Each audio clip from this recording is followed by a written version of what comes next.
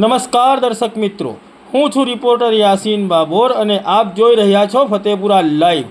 આજના મહત્વના સમાચારની વાત કરીએ તો ફતેપુરા તાલુકા પંચાયત કચેરી ખાતે તાલુકા પ્રમુખના અધ્યક્ષ સ્થાને અને તાલુકા વિકાસ અધિકારીની ઉપસ્થિતિમાં સામાન્ય સભા યોજાઈ।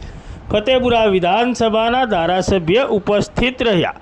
તારીખ 25 સપ્ટેમ્બર 2024 અને બુધવારના રોજ ફતેપુરા તાલુકાના મુખ્ય મથક ફતેપુરા ખાતે ફતેપુરા તાલુકા પંચાયત કચેરીના સભાખંડમાં ફતેપુરા તાલુકા પંચાયતના પ્રમુખ ભરત પારગીના અધ્યક્ષ સ્થાને તેમજ ફતેપુરા તાલુકા વિકાસ અધિકારી YM બારિયાની ઉપસ્થિતિમાં ફતેપુરા તાલુકા પંચાયતની સામાન્ય સભા યોજાઈ હતી।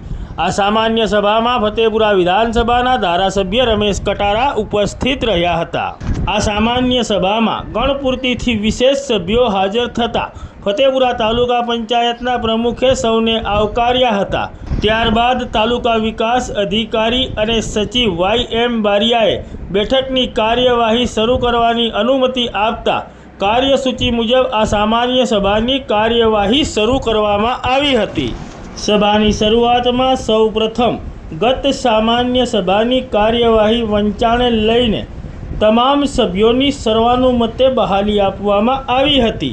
ત્યારબાદ નાનાસલરા ગામે આંગણવાડી કેન્દ્ર નંબર 3 નવીન બનાવવા બાબતે તેમજ ઘુઘસ આંગણવાડી કેન્દ્ર નંબર 4 નવીન બનાવવા બાબતે તેમજ લીમડિયા આંગણવાડી કેન્દ્ર નંબર 1 નવીન બનાવવા બાબતે તેમજ નાનાસલરા ગામે આંગણવાડી કેન્દ્ર નંબર 8 નવીન બનાવવા બાબતે તેમજ ઘુઘસ ગામે આંગણવાડી કેન્દ્ર નંબર 2 નવીન બનાવવા બાબતે તેમજ ઘુઘસ ગામે આંગણવાડી કેન્દ્ર નંબર 8 નવીન બનાવવા બાબતે તેમજ ઘુઘસ ગામે આંગણવાડી કેન્દ્ર નંબર 1 નવીન બનાવવા બાબતે તેમજ પીપલારા ગામે નવીન બસ સ્ટેશન બનાવવા બાબતે તેમજ ઘુઘસ ગામે આંગણવાડી કેન્દ્ર નંબર 6 વિભાજન કરવા અંગેની દરખાસ્ત કરવા બાબતે તેમજ ઘુઘસ ગામે આંગણવાડી કેન્દ્ર નંબર 4 વિભાજન કરવા અંગેની દરખાસ્ત કરવા બાબતે તેમજ વલુંડી ગામે પ્રાથમિક શાળામાં મિની એલઆઈનું કામ કરવા બાબતે તેમજ ફતેપુરા તાલુકા પંચાયત કચેરીમાં વિવિધ શાખાઓની બેઠક વ્યવસ્થામાં ફેરગોઠવણી કરવા બાબતે